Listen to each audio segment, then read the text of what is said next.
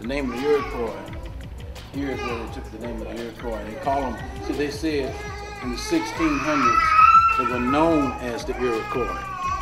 And they were in New York, but they were also in 5 areas, which is Ohio.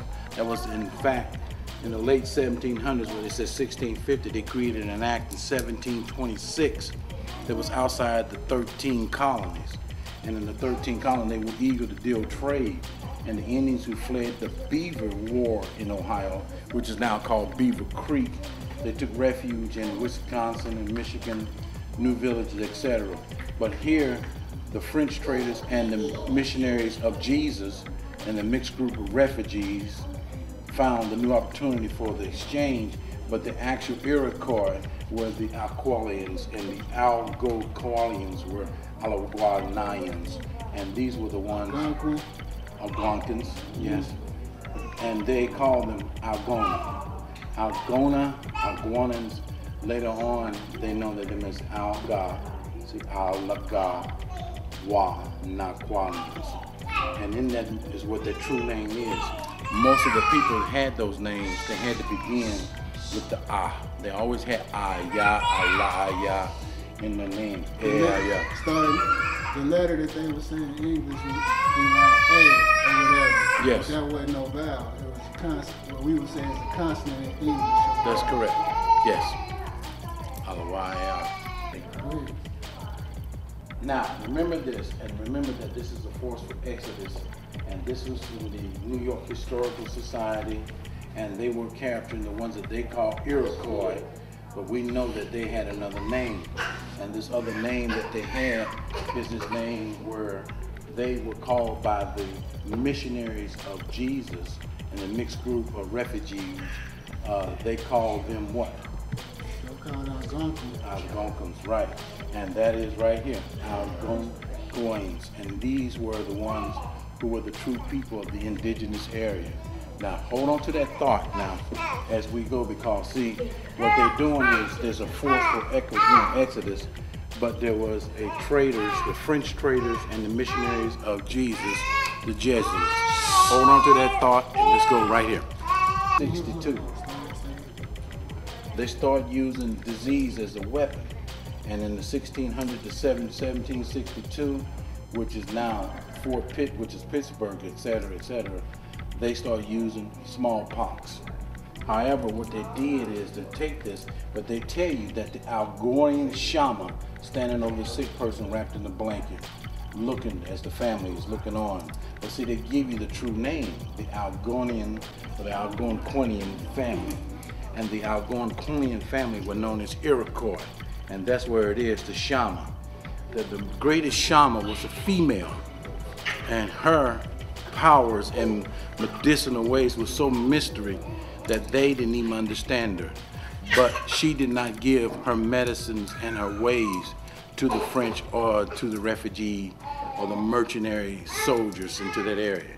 Now, go from there is where they start burying the people and they use them as that. Then what they did, they started using copper. And they made copper things to come from that area.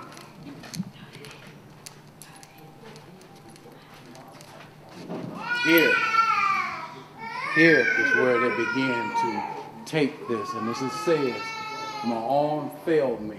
Go on in the same way I think I had done pretty well. One French chairman to another, murdering after 14 Christian Indians. Remember how I showed you the Christian Indians where they came in for food and trade. They came in under the goodwill and peace in the Jesuits missionary or the missionaries of Jesus and the refugees, Indians, or the merchant soldier Indians. And after they got them under confidence, this is what they did. They began to kill women and children. Murder, excuse me, correction. They murdered women and children. And this guy says here that his arm grew tired. And the thing is, white man's way. So what happened was 96 old men and women and children were slaughtered by a party of American militia. And it seemed that adopting the white man's way provided little protection for Indians in the white man's Ohio.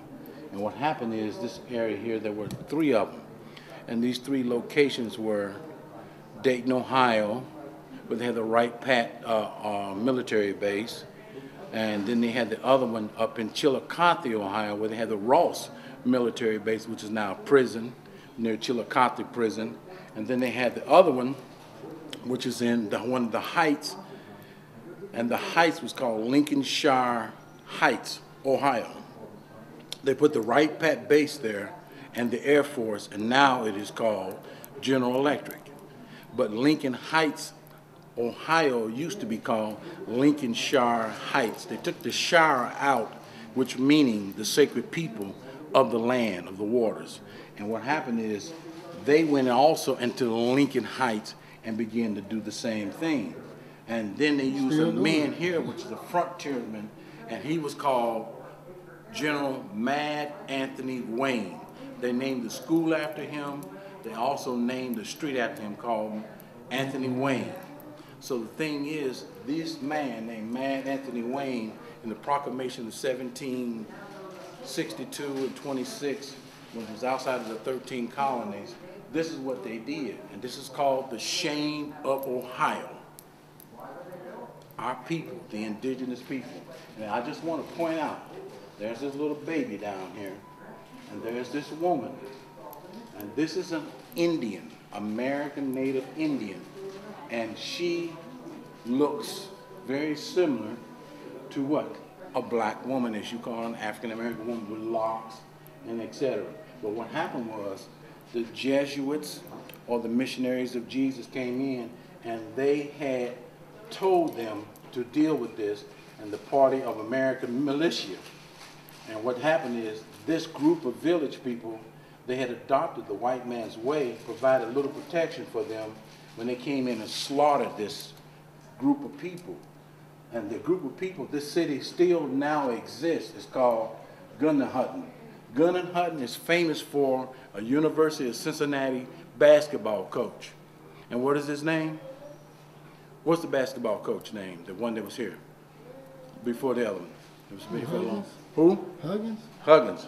Huggins comes from this town, Gunnahattan. Huggins comes from that area. And he was a coach for University of Cincinnati for many, many years. This is his town. That town now exists. And this is what they call the Shame of Ohio. And the ones they talk about is Chillicothe, Dayton, and now Lincoln Heights. These are the three cities of shame. And each one of them had a military base. Ross military base, where they taught the special forces. That's where they first began, which still stands outside of that, some mounds. And then in Dayton, there was a couple mounds there, but not many. And they have Dayton, Ohio, where they have Wright Pat. And in Lincoln Heights, 13 going and coming, is Wright Pat now, which is Lincoln Heights, which is General Electric, the plant. And the thing is,